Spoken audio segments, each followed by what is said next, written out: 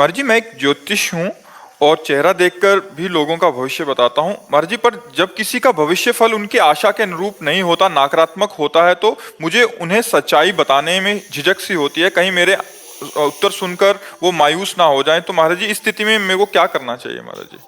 वैसे हमें ऐसा लगता है अपने भविष्य की जानकारी नहीं करनी चाहिए।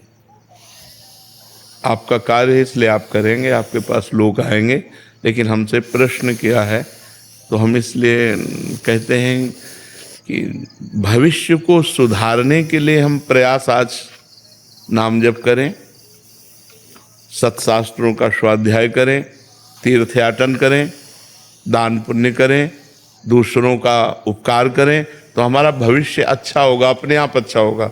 जब हम भगवान का नाम जप करेंगे, जैसे हमारे भविष्य में बुरी बातें आनी हैं, वो हमारे पूर्व पाप कर्म के अनुसार जो हमारे भाग्य में लिखा है उसी के अनुसार आती है। तो हम अपने भाग्य को बदलने के लिए मनुष्य शरीर प्राप्त किया है, ना कि अपने भाग्य में जो लिखा है वही भोगते रहे। हमें भाग्य बदलना है। हम मनुष्य हैं, हम भगवान के अंश हैं। तो अब हम हाथ या मस्तक की रेखा से हमें कोई बतावे कि कल आपके ऊपर भारी विपत्ति आने वाली है, तो परेशान हो जाएगा।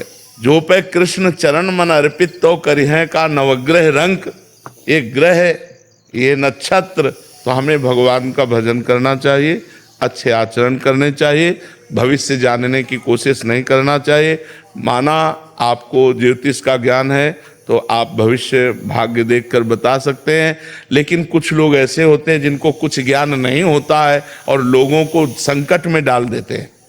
उनके दिमाग में वैसे डिप्रेशन हो रहा है, लोगों को और डिप्रेशन में डाल देते हैं कि तुम्हारे ऊपर तो ये चढ़ा है, वैसा होगा वैसा होगा। वो आदमी पर इतना तक गलत शिक्षा दे देते हैं। ऐसे भी उपदेशक होते हैं जिनको ज्ञान नहीं है। ऐसा कैसे हो सकता है? इस तरह के व्यवहार हमें लगता है कि ज्योतिषाचार्य या शास्त्रज्ञ, ज्योतिष शास्त्र है हमारा, लेकिन हम कह रहे हैं हम कल की समस्या को क्यों देखें। आज हम नाम जप करेंगे जिससे सारी समस्याएं खत्म हो जाए। मंगल भवन अमंगलहारी, उमा सहित जय जपत पुरारी। भगवान शंकर जिनका नाम जप करते, उन भगवान श्री हरि का नाम जप करे, उसी से मंगल हो जाएगा।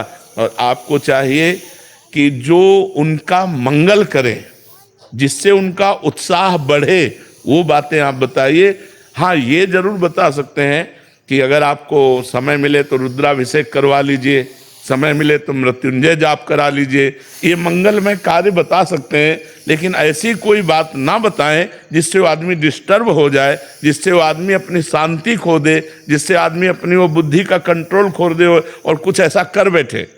तो ऐसे कोई कार्य ना करे जो धर्म विरुद्ध हो, जो शास्त्र सम्यक हो, वो ऐसे कार्य बताए। किसी का भाग्य जैसे आपको दिखाई दे रहा है कि 10-15 दिन में कोई दुर्घटना घटेगी, तो उससे बता दे कि 10-15 दिन में कुछ संकट आने की बात है, तो भगवान संकट मोचन का आप पाठ कीजिए, आप मृत्युंजय का जप कीजिए, आप नाम जप कीजिए, बहुत उसे सहज में कह करके।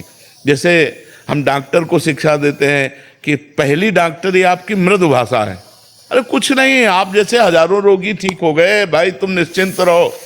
वो एक आदमी रिलैक्स हुआ, क्योंकि दवा तो बाद में काम करेगी, आप पर विश्वास पहले होना चाहिए।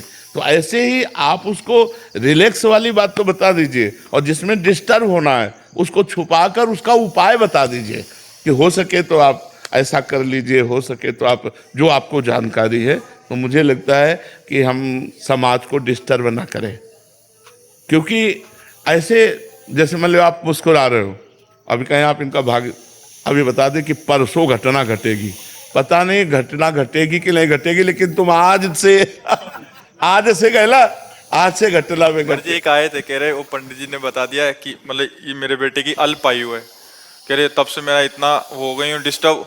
महाराज जी, जाना तो है ही है, बिल्कुल, इनको भी जाना है, उनको भी जाना है, सबको जाना है, बट पहले भविष्य देख के या मतलब वो बहुत ज्यादा नकारात्मक विचार महाराज जी मन में भर जाते हैं। महाराज जी, इन बातों से हमें लगता है बचना चाहिए, इन बातों से बचना चाहिए। भगवान का भजन करो, धर्म से चलो, कोई तुम्हारा बाल बांका नहीं कर सकता, हर विपत्ति को ताल ठोक के निकल आ जाए। बट ऐसा लगता है महाराज जी कि वो बता देंगे तो हम अपने भविष्य को सुधार देंगे। क्या सुधार लेंगे? भाग्य का परिवर्तन वशिष्ठ जैसे महापुरुष, वशिष्ठ जैसे महापुरुष भरत जी से कह रहे, सुनो भरत भावी प्रबल, बिलख कहो मुनिनाथ, हान लाभ जीवन मरण, जस अपजस विधिहात। खूब सीता जी की पत्रिका, जन्म पत्रिका मिलाई थी राम जी से सतानंद जी ने, और इधर वशिष्ठ जी ने। कहीं योग नहीं था कि 14 वर्ष का वनवास होगा, लेकिन होना था, हो गया। जो होना, इतने बड़े बड़े महापुरुषों के बीच में जो होना है, उसे होना ही है।